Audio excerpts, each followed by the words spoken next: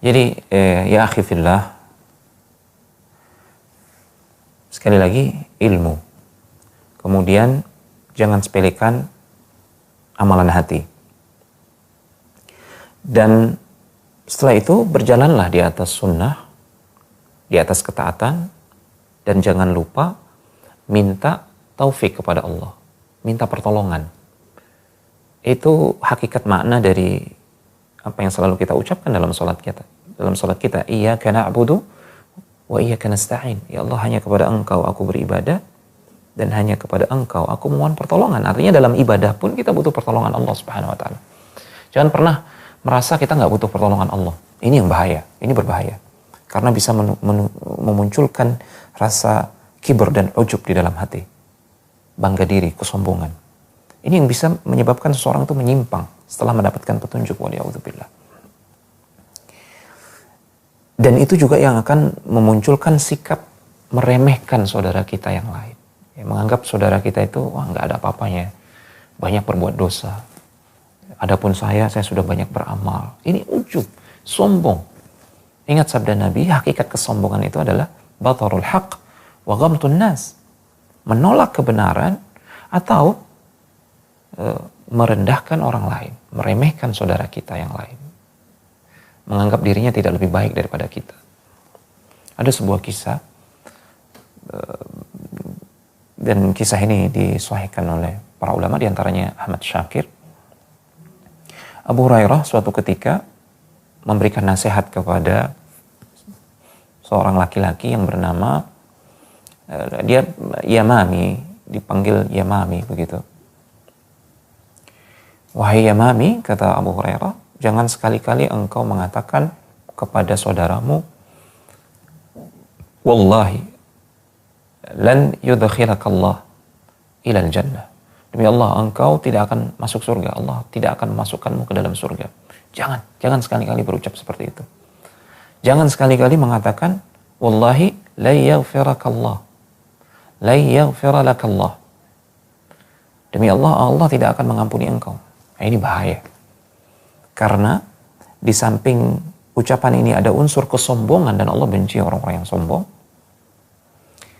Di situ ada unsur berkata tentang Allah tanpa ilmu.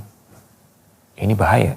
Ini derajat kekufuran yang lebih parah daripada kekufuran karena kesyirikan. Karena di Al-Quran disebutkan, Qul innama harrama rabbiyal fawahisha ma zahara minha wa ma batan wal ithma wal baghya bighairil haqqi wa an tusyriku billahi ma lam yunazzil bihi sultana wa an taqulu 'ala Allah ma la ta'lamun. Jadi setelah Allah menyebutkan dosa-dosa besar, Allah menyebutkan kemudian kesyirikan, kemudian Allah menyebutkan setelahnya yang lebih dahsyat lagi adalah wa an taqulu 'ala Allahi ma la ta'lamun. Engkau mengatakan tentang Allah apa yang engkau tidak ketahui. Berkata tentang Allah tanpa ilmu. Dan orang yang mengatakan, memvonis saudaranya, kamu gak akan diampuni, kamu gak akan masuk surga, ini berkata tentang Allah tanpa ilmu. Dari mana kita tahu? Kita tahu Allah tidak akan mengampuni dia. Ya. Akhirnya Abu Hurairah ketika itu meriwayatkan sebuah kisah yang beliau dengar dari Rasulullah SAW. Dulu di zaman dulu, ya, di kalangan Bani Israel ada dua orang laki-laki. Yang satunya ini ahli ibadah, yang satunya ini gemar melakukan kemaksiatan. Dua orang ini seperti saudara, dekat sekali seperti saudara. Setiap hari, hampir setiap saat, si ahli ibadah ini melihat temannya ini berbuat kemaksiatan.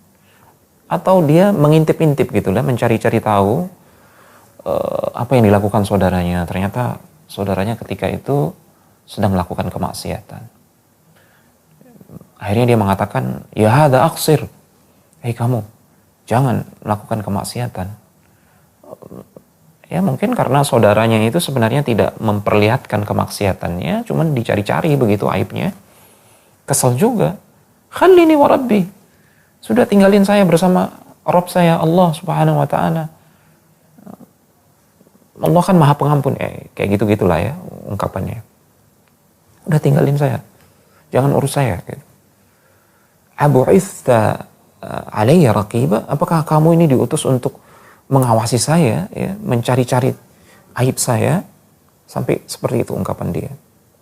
Akhirnya saking keselnya si ahli ibadah ini, dia bilang, wallahi la yaghfiralakallah, Allah tidak akan mengampunimu, walan yudkhilakallahul jannah, Allah tidak akan memasukkan engkau ke dalam surganya, wallahi, demi Allah.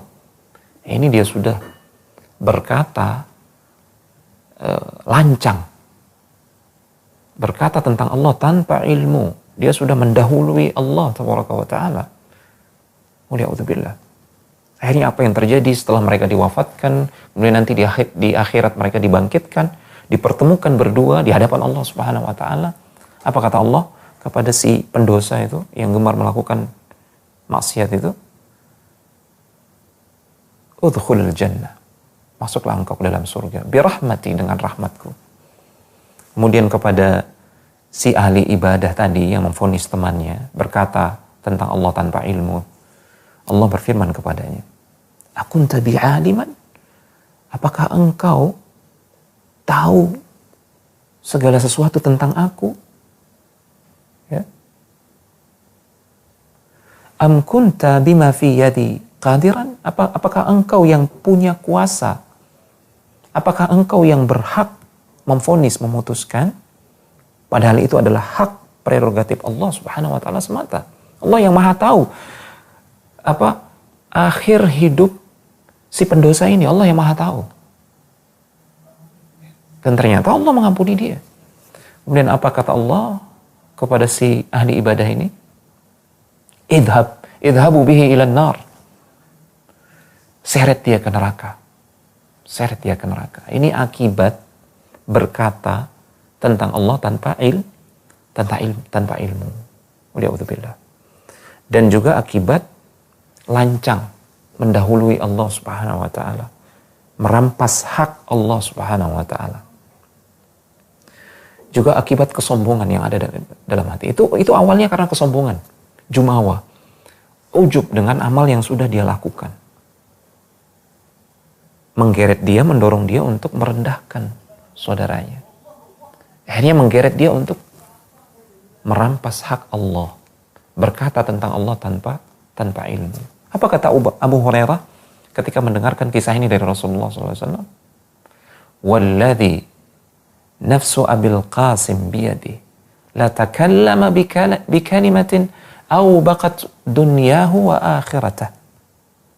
Demi Allah, dia sudah mengucapkan satu kalimat yang gara-gara satu kalimat itu hancur dunia akhiratnya. Ini akhi, mudah-mudahan jadi pelajaran buat anak pribadi dan buat antum, buat kita semua. Ikhwati fillah, jangan pernah kita berkata tentang Allah tanpa ilmu. Jangan pernah kita memelihara sejentik kesombongan dalam hati kita. Ini yang bikin kita binasa, waliya'udzubillah.